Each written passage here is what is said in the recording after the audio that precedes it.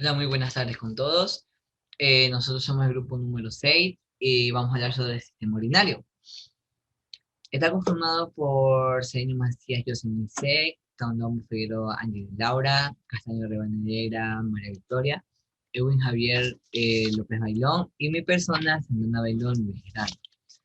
Bueno, una breve introducción. El sistema urinario está constituido por un grupo de complejos de órganos que en conjunto se encargan de filtrar productos residuales de la sangre y de fabricar, aparte de eso, almacenar y eliminar la orina. Y este sistema urinario se compone de dos principales partes para realizar lo que es la función. Tiene un órgano excretor, que es el riñón. Este preside la elaboración de lo que es la orina. Y como segundo, tiene lo que son los conductos residuales que recogen este líquido y lo mandan a lo que es el exterior. Estos conductos serían, bueno, está conformado de cuatro órganos, pero el primero, el que almacena la orina, es el riñón, y los que lo expulsan son los uréteres, la vejiga y la uretra. Bueno, eh, los riñones.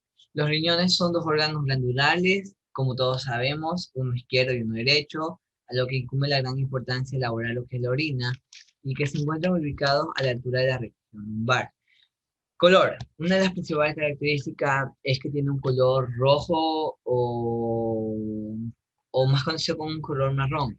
Tiene un peso aproximadamente de 130 a 170 gramos. En las mujeres varía unos 13 gramos menos. La capacidad de que pese un poco más y un poco menos se lo dará un poco más detallado más adelante. Lo que es la forma son formas, aquí se conoce como formas de haba, pero en otras partes se lo conocen como judías. Pero bueno, la ubicación, esto sí es muy importante, la ubicación de los riñones, ya que tanto el izquierdo como el derecho, uno está más arriba y otro está más abajo. Bueno, en el riñón izquierdo, como he dicho, se encuentra un poco elevado en la parte superior, y esto es lo que le quería comentar sobre el peso. Mide aproximadamente a 170, pero no llega aproximadamente a 130 a los que son ya mayores, personas mayores. Pesa bastante por lo que la vena aorta lo nutre más al riñón izquierdo que al derecho. En cambio, la ubicación, el riñón izquierdo se encuentra ubicado en la undécima costilla. Eh, Además de esto, y en el riñón derecho está levemente un poco más abajo, ya que superiormente se ubica lo que es el hígado. Y su ubicación es en el último espacio intercostal. Las medidas. Bueno, como medidas principales tenemos 12 centímetros de longitud, que es lo que es largo, 6 centímetros de ancho y 3 centímetros de profundidad. Funciones del riñón. Hay, como funciones importantes, son 6 funciones principales del riñón. Una, la producción de orina. Esto es lo que conforma el riñón principalmente. La segunda es la filtración de la sangre. La tercera es la depuración de la sangre. La cuatro es regulación del equilibrio hidroeléctrico líptico. La quinta regula la presión arterial y como sexta función importante del riñón, actúa como una glándula como todos conocemos. El proceso es que se realiza lo que es la recolección de sustancias de la sangre. Lo que pasa a la sangre llega al riñón.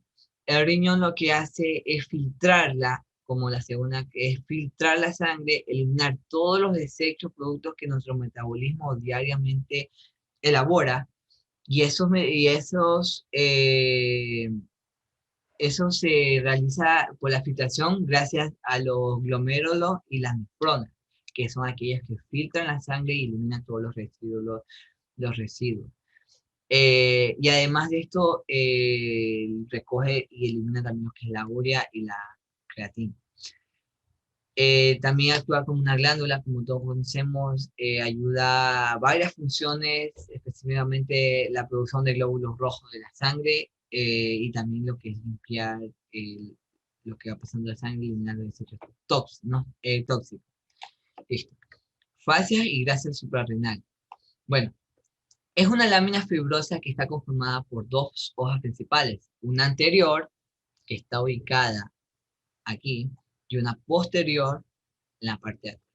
Bueno, el anterior es conocida como fascia prerrenal o de garota, y en cambio la posterior es conocida como fascia retrorrenal o de Zurkheim. La separación, bueno, vamos a ver principalmente la imagen, que aquí está la lámina anterior, y la lámina anterior, la hoja anterior pasa por el anterriñón, además cubre un pedículo renal y los vasos que continúan sobre la línea media con la anterior del lado opuesto, o sea, la línea medial. Aquí empieza, pasa por renal y va pasando por la línea media con la anterior del lado opuesto. O sea, aquí, y dice que está reforzada con una fascia o alesia de uno del colon descendiente. En cambio, eh, la, la hoja posterior, que está en la parte de atrás, vamos a hablar, se extiende sobre toda la cara posterior del riñón y luego en su trayecto pasa por dos músculos principalmente. Uno, que es el cuadrado lumbar, y el segundo, que es el psoas mayor. Cuadrado lumbar, está aquí, y el psoas mayor. Toda la línea verde que vemos aquí es la grasa suprarrenal. Es algo muy importante ubicado que se estudiará. Bueno, también algo importante es que quien separa el riñón, quien separa del riñón de la glándula suprarrenal, que aquí se ubica la que es la glándula suprarrenal, se llama la hoja intersuprarrenal. Bueno, vamos a hablar sobre la configuración externa, sobre la ubicación de los polos, los bordes. Bueno, tiene un polo superior, un polo inferior, tiene un borde medial, un borde lateral, tiene una cara anterior y una cara posterior. Vamos a hablar sobre la cara anterior. Aquí está totalmente detallada las partes y con qué órganos, con qué estructuras se va asemejando. Ya, la cara anterior de ambos lados es distinta dependiendo del riñón que se hable. Bueno, las estructuras son distintas, los dos riñones. El riñón derecho en su cara anterior va a estar relacionado con las siguientes estructuras. Vamos a hablar sobre el primer riñón derecho.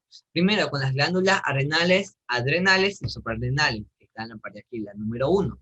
2, con la cara inferior del hígado, la cara inferior del hígado. 3, con la segunda porción del duodeno. 3, aquí.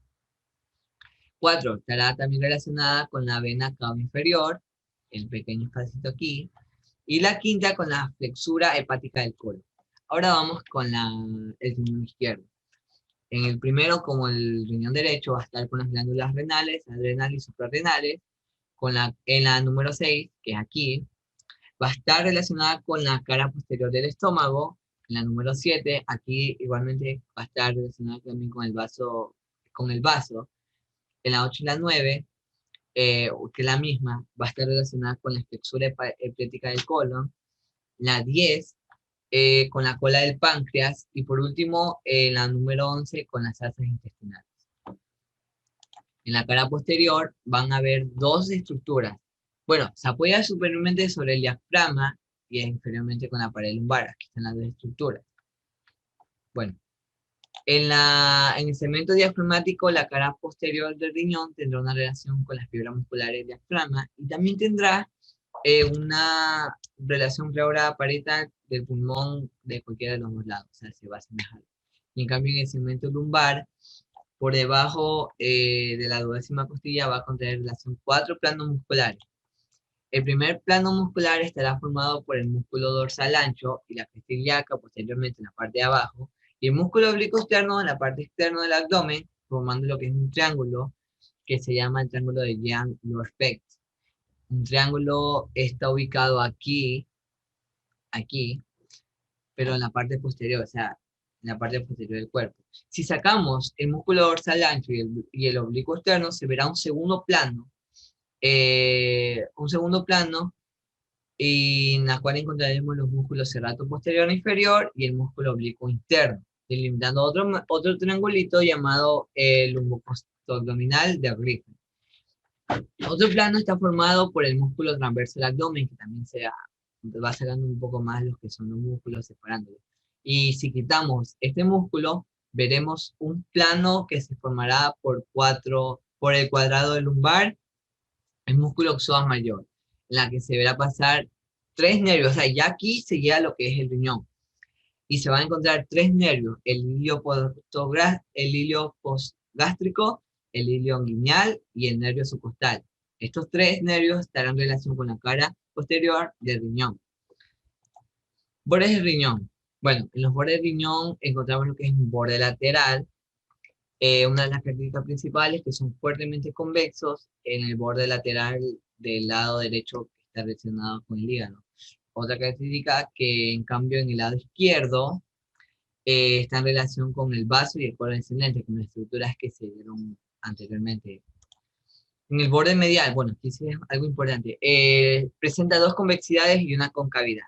Las dos convexidades es superiormente con el segmento iliar, aquí, y inferiormente con el infrailiar, en la parte de abajo. Aquí, bueno, aquí no se ve lo que son las arterias y venas, pero una roja y una verde. Bueno, aquí la concavidad se llama hilio renal y se encuentra perforado por el retículo renal y los elementos que forman, que son la vena renal, que también pasa por aquí, la arteria renal y el uréter. Tanto la vena como la arteria renal llega sangre, se residua y aquí comienza lo que es el proceso de elaboración de filtrar la sangre para eliminar lo que son los residuos. Muchas gracias. Ya. Vamos a ver aquí lo que es la constitución anatómica del riñón. Cuando hablamos de la constitución anatómica, esta está esencialmente constituida por túbulos uriníferos y se agrupan sistemáticamente. En esta parte vamos a ver aquí lo que son los lóbulos y también los lobulillos. Y vamos a conocer la estructura del riñón. En este caso vamos a ver la parte interna del riñón de forma sagital. Bien, aquí en las papilas renales, las papilas renales vienen siendo lo que es el receptor donde se descarga la orina y este viene a estar situado en el vértice de la pirámide medular. También histológicamente está marcado por los conductos colectores medulares donde convergen para formar el ducto de Bellini y canalizar el fluido. En lo que se refiere a la cápsula renal, esta es una membrana transparente y fibrosa y continúa en la capa externa del uréter. Está cubierto de una capa gruesa de tejido adiposo periférico. Su función es la de servir como aislamiento del riñón en muchas posibles infecciones, traumas y daños. En lo que es la parénquima renal, esta se aprecia como una banda de congigencia hemógena y parecido menor en el que el órgano adyacente puede ser el hígado o el vaso. En el parénquima se pueden distinguir unas estructuras en forma de cuña con las pirámides medulares. En lo que vienen siendo aquí los lóbulos del riñón, estos vienen siendo los lóbulos.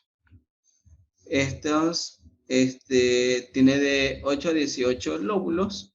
El lobulillo renal es un rayo medular y la corteza renal, que lo circunda en forma de un lobulillo renal. En lo que vienen siendo arteria renal, cada riñón recibe una arteria renal. Este vaso muy voluminoso de 6 a 8 milímetros tenía relación al volumen de las glándulas que nacen de la aorta a la altura de la primera vértebra lumbar. Después de haber considerado las relaciones del tronco estudiaremos las ramas colaterales y las ramas terminales. La arteria renal se divide en lo que son la arteria renal derecha y la arteria renal izquierda. En la arteria renal derecha vamos a encontrar que mide de 3 a 5 centímetros de longitud. También se dirige transversalmente hacia afuera, pasando por detrás de la vena cava inferior y por delante del uréter para llegar al helio renal. En la arteria renal izquierda, esta mide 3 centímetros de longitud transversalmente hacia afuera también pasa por detrás de la vena renal izquierda y finalmente llega al hilio renal.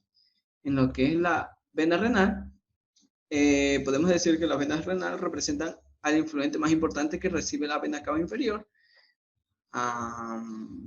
desembocando normalmente en ángulo recto de esta última vena de situación, que se verifica a nivel de la vena renal izquierda.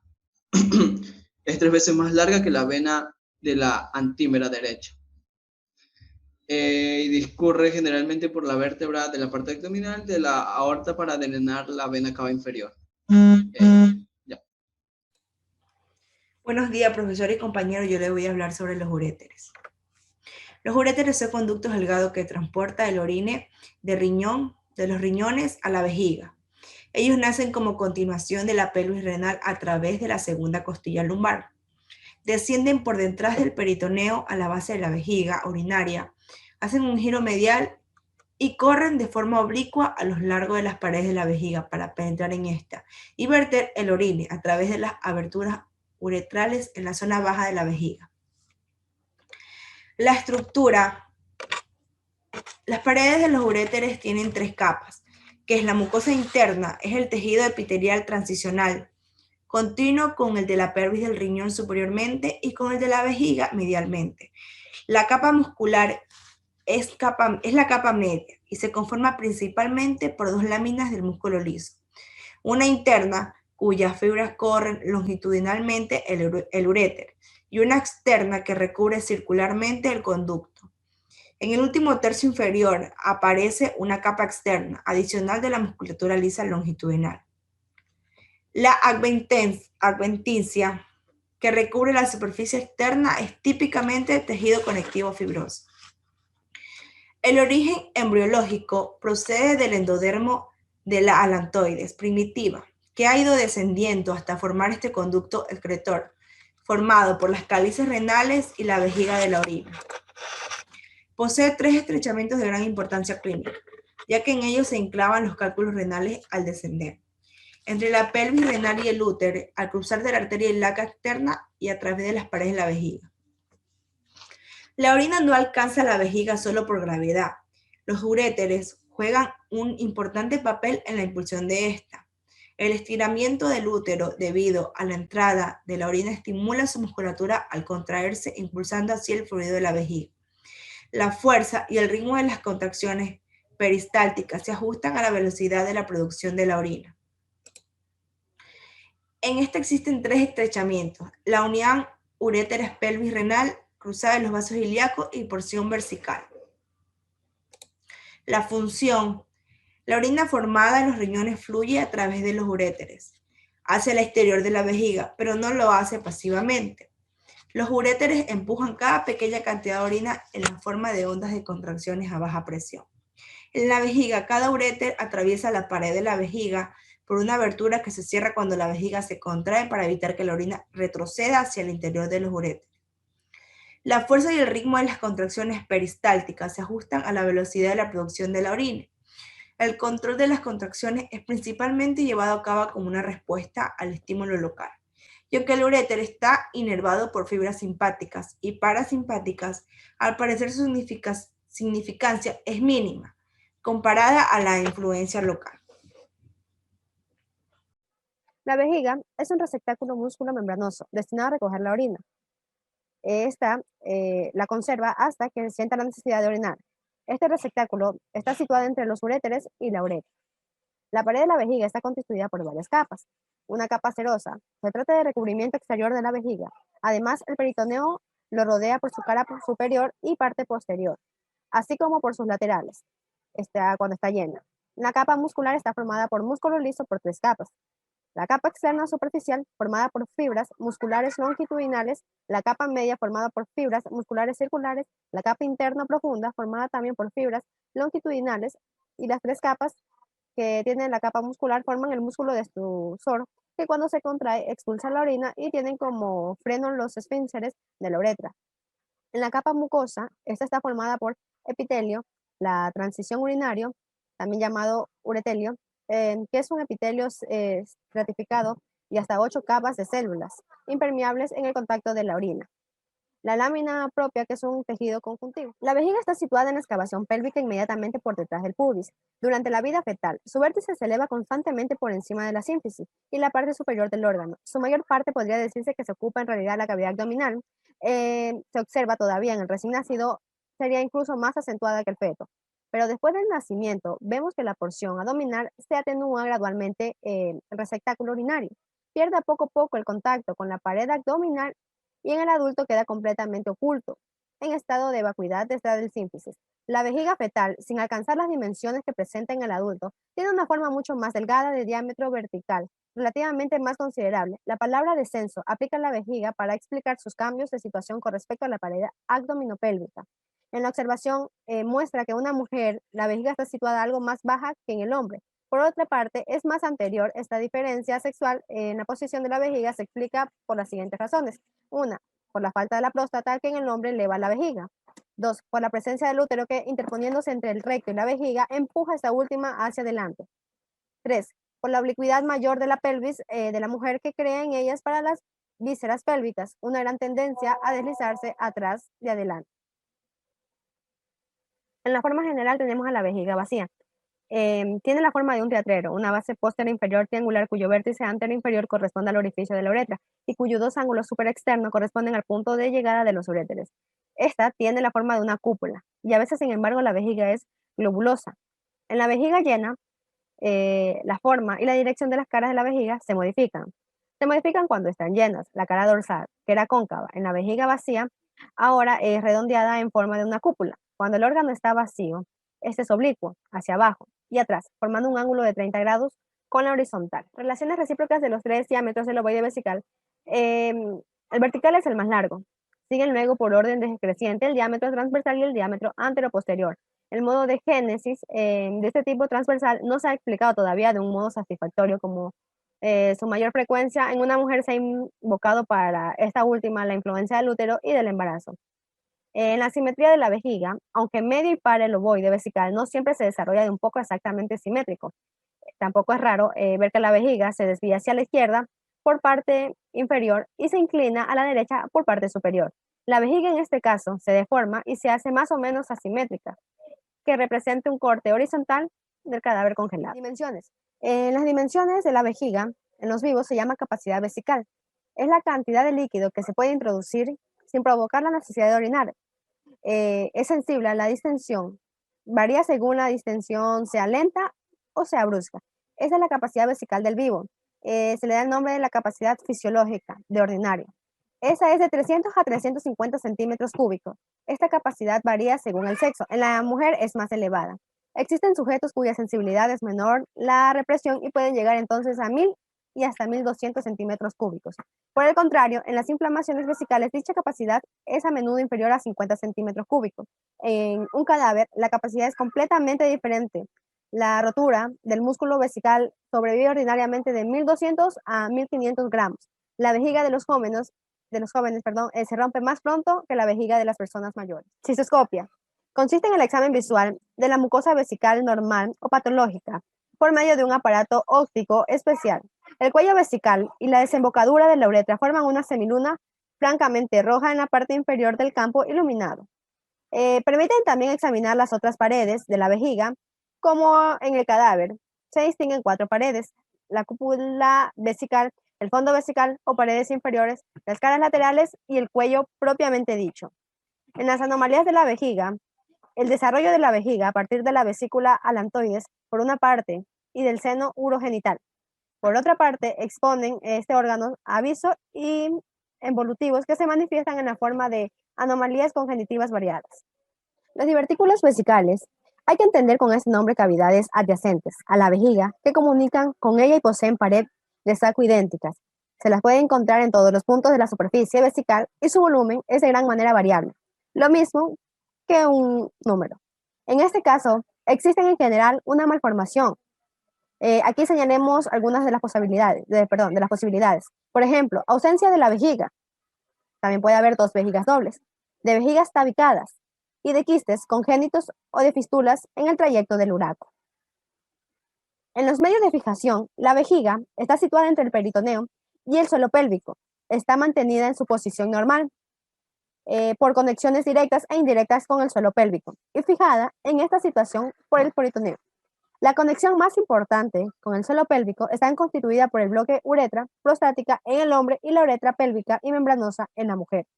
Es uno de los medios de fijación más sólidos de la vejiga. En las relaciones, tenemos que la vejiga tiene la forma de un ovoide.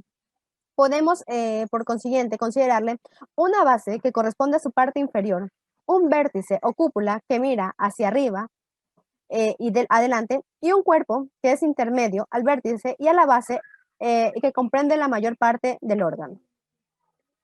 Comportamiento vesical. La vejiga está situada en el tejido celular subcutáneo, que despegue, flexibiliza sus movimientos alternantes de represión y depresión. Esta lámina resume en el nivel de la vejiga la mayor parte del tejido celular subcutáneo, en el que se mueve el receptáculo urinario. Entre la vejiga y la pared abdominal se encuentran ácidos, en formas de fondos de saco, una derecha y la otra izquierda, separados por el citado meso. En las relaciones propiamente dichas, en la cara anterior de la vejiga es más o menos extensa, según que el órgano esté vacío o lleno. Es preciso estudiar las relaciones pélvicas cuando la vejiga está vacía y las relaciones abdominales cuando esté distendida. En la porción inferior pélvica, cuando la vejiga está vacía, la vejiga cuando está vacía está oculta por las sínfisis púbicas, a la que está fuertemente fijada y es una barrera para el cirujano que se ve obligado a redondearla entre ella. Y la vejiga existe en la porción correspondiente de la cavidad de Retzius, en la porción superior abdominal, cuando la vejiga está distendida. En esta, la extensión de la porción abdominal y la vejiga, la reflexión del fondo de un saco peritoneal que debe evitar. Una vejiga que contiene 350 centímetros cúbicos en líquido rebasa la sínfisis, 1 o 2 centímetros aproximadamente al vértice. Se eleva pues progresivamente y como hace lo mismo la cara superior o cúpula, el cirujano que va en busca de la cara anterior de la vejiga corre el riesgo en todos los casos de encontrar entre la pared abdominal y la vejiga de reflexión del fondo del saco peritoneal, que debe evitar. En las caras laterales, la cara lateral de la vejiga contribuye a formar la parte superior de la pared interna del espacio denominado pelvirrectal superior. En la parte externa de este espacio se encuentran los vasos ilíacos externos, el pedículo obturador y los ganglios linfáticos correspondientes. Y en la cúpula vesical es cóncava, convexa según la vejiga esté vacía o esté llena. También sirve de soporte a las asas intestinales. El peritoneo, a las asas ofrecen este punto un pliegue y se denomina pliegue vesical transverso. En la vejiga llena desaparece. En la conformación inferior, el receptáculo urinario visto anteriormente presenta la misma configuración general y las mismas divisiones topográficas que sus superficies exteriores, un vértice, una base y 4 caras o paredes. En el vértice está situado de arriba adelante, presenta una depresión infundibuliforme y en el fondo de esa un pequeño orificio que conduce al conducto del uraco, que en el adulto termina por regla general a 45 centímetros por encima de la vejiga. Muy a menudo está completamente obliterado. En la base de las diferentes regiones que presenta la superficie inferior de la vejiga, es la base la más importante. Recorriendo la de adelante a atrás, encontramos en primer lugar una pequeña superficie triangular, casi lisa y uniforme. El trígono vesical está relacionado con la próstata en el hombre y con la pared anterior de la vagina de la mujer. Forma y dimensiones. Como indica su nombre, reviste la forma de un triángulo cuya base está dirigida hacia atrás y cuyos 3 lados aproximadamente iguales miden de 20 a 25 milímetros cuando la vejiga está vacía y de 40 a 50 milímetros cuando se halla muy distendida. En los orificios inferiores de los uréteres, se hallan situados una vez en el vértice de una pequeña eminencia, mamelonada y otras veces en una región que no forma relieve alguno, sobre el plano de la mucosa. Y el orificio posterior de la uretra, o cuello también llamado como cuello de la vejiga redondeado, en el feto y en el niño, revista más tarde, por efecto del desarrollo considerable que adquiere la próstata, la forma de hendidura transversal de un labio superior y posterior y un labio inferior y anterior. Constitución anatómica. Las paredes de la vejiga miden de 8 a 15 milímetros en estado de vacuidad del órgano y solo de 3 a 4 milímetros en estado de plenitud. Tenemos aquí a la túnica serosa. Es una dependencia del peritoneo. Según hemos hecho notar antes, el peritoneo vesical lo cubre todo, la superficie externa de la vejiga, sino solamente su cara posterior y la pared más elevada de sus caras laterales. También tenemos a la túnica muscular. En esta, las fibras musculares lisas que constituyen esta túnica se disponen en 3 capas concéntricas, que se distinguen en externa, media e interna.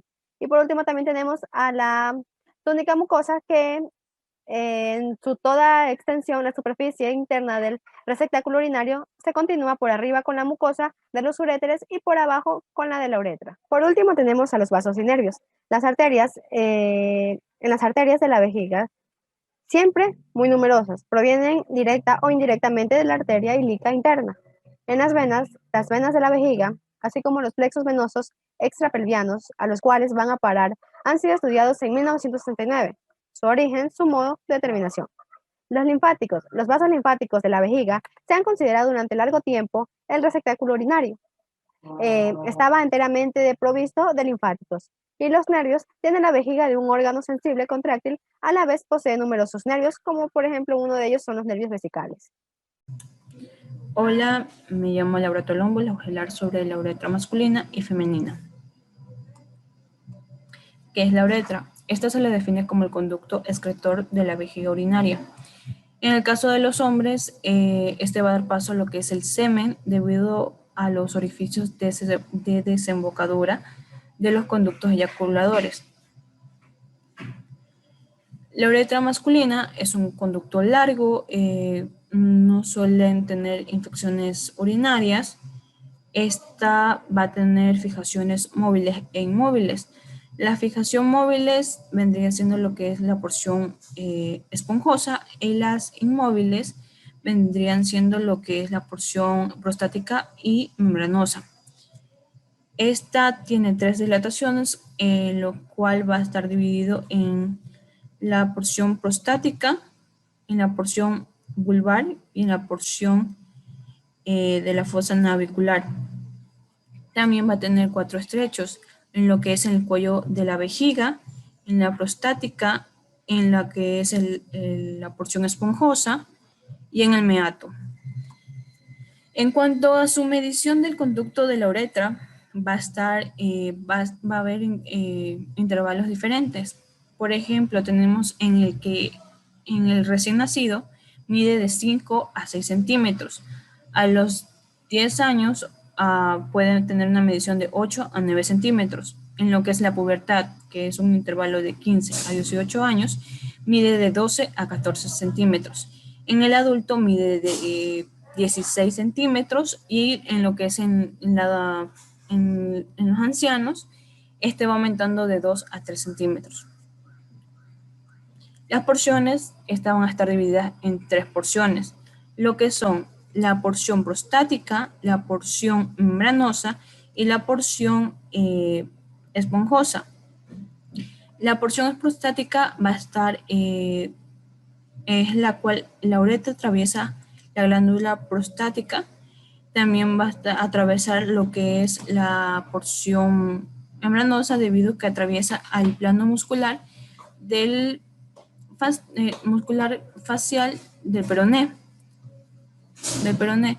También va a estar lo que es la porción esponjosa, debido a lo que atraviesa la vaina eréctil, la cual se denomina porción esponjosa del pene.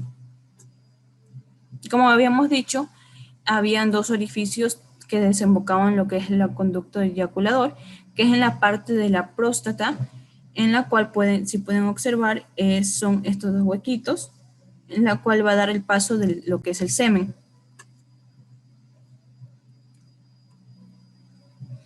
Tenemos también lo que es la uretra femenina. La uretra femenina va a estar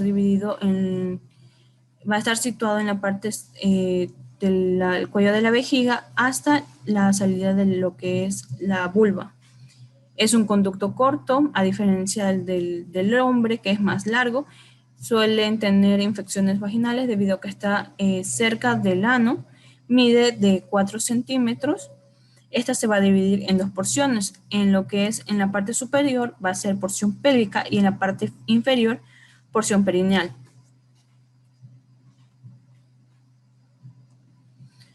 El orificio externo de la uretra. El orificio externo va a estar dividido en dos partes. En la porción anterior, en la cual vamos a tener lo que es la clítoris, y en la porción posterior, en la cual vamos a tener lo que es la vagina. Gracias.